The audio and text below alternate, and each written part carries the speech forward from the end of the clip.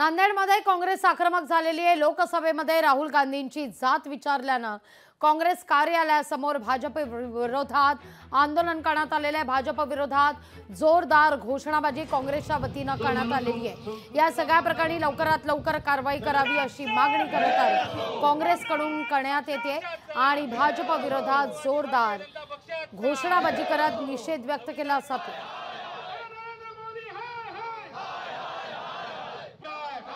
कालच्या लोकसभेमध्ये अनुराग ठाकूर यांनी आमचे नेते राहुलजी गांधी यांना तुमची जात पटल असा एक नाही काय भयंकर अपमानस्पद शब्द या ठिकाणी बोलला आहे।